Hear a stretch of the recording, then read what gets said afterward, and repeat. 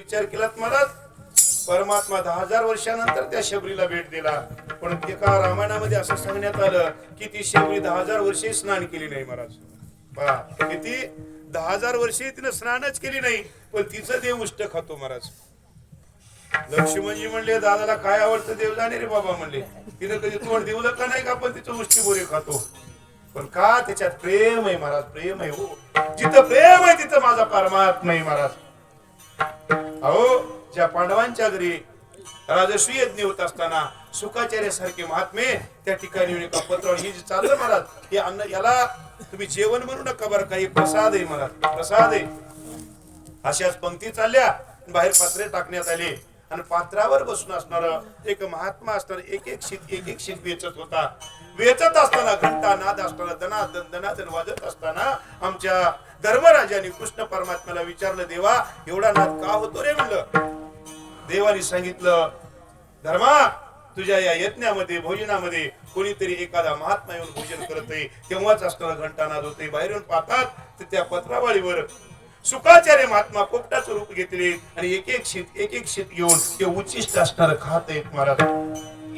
धर्मराजा आणि कृष्ण परमात्मा जवळ गेले, त्यांना पकडल्यानंतर त्यांचं रूप असणार त्या ठिकाणी दिसलं आणि त्या रूपामध्ये विचारत असताना त्या सुखाचार्याने बोलू लागले, अहो चला ना धर्मराजा विचारत आहेत, चला ना तुम्हाला भोजन वाटतं त्या पंक्तीवर बसा, चला ना. पण सुखाचार्य म्हणतात, धर्मा ज्या पत्रवाळीला कृष्ण परमात्म्याचा हात लागलेला आहे, ज्या पत्रवाळीवर माझा वैष्णव भोजन केलेले आणि त्या पत्रवाळीवर मला उष्ट मिळतं ना, म्हणून मी ते खाण्यासाठी तर आहे. देवा एवढं जर उचिष्टात असणार सामर्थ्य असेल तर मी त्या वैष्णवांच्या घरचं उचिष्ट खाणार आहे रे बाबा.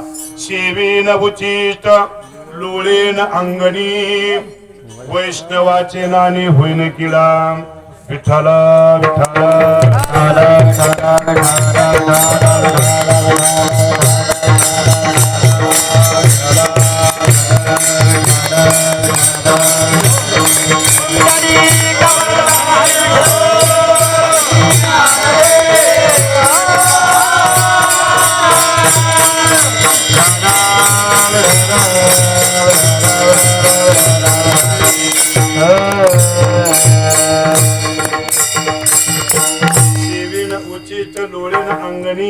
वैष्णवाचे नानी होईन किडा.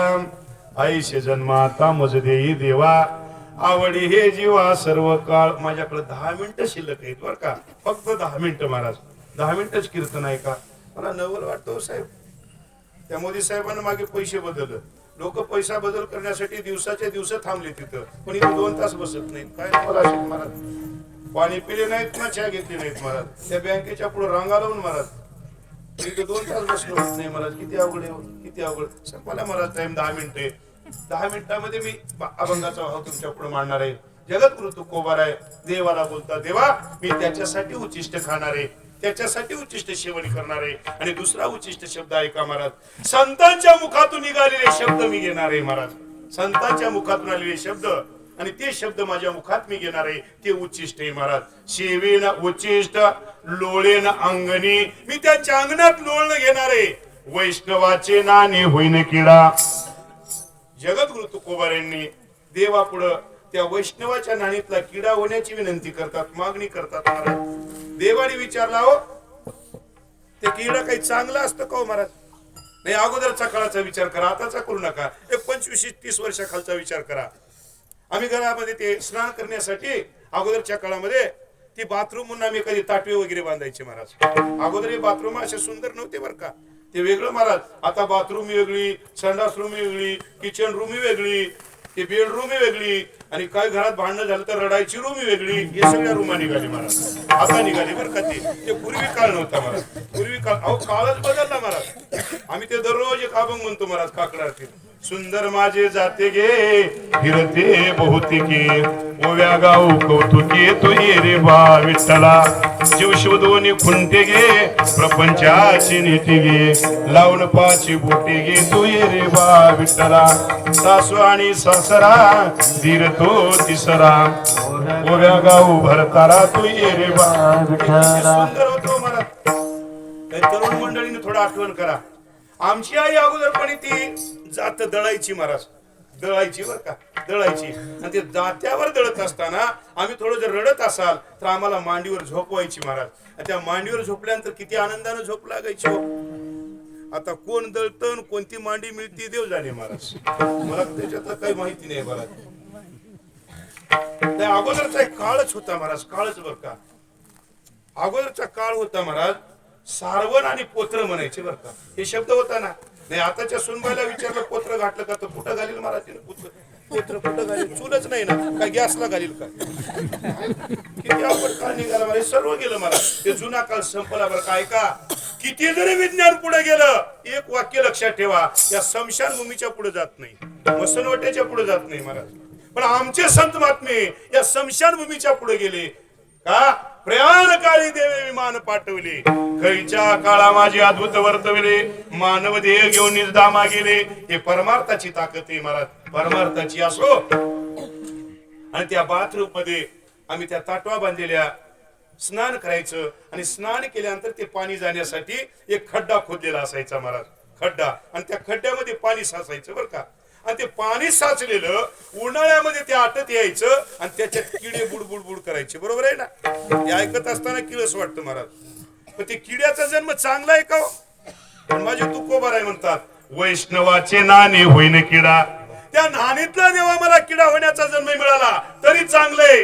तुकोबारांना देवाने विचारलं, अहो किडा होण्याचा जन्म मागता पण त्या नाणीत किडा झाल्यानंतर तुम्हाला काय मिळणार आहे. तुकोबाऱ्या सांगतात, ऐका देवा, माझे संत महात्मे त्या नाणीमध्ये स्नान करतील आणि स्नान करत असताना त्यांच्या शरीरावरलं पाणी या गटारात येईल आणि ते पाणी माझ्या शरीरावर पडेल, म्हणून मी किडा होणार आहे महाराज. आणि त्या पाण्यामुळं माझे शरीर दिव्य होणार आहे महाराज.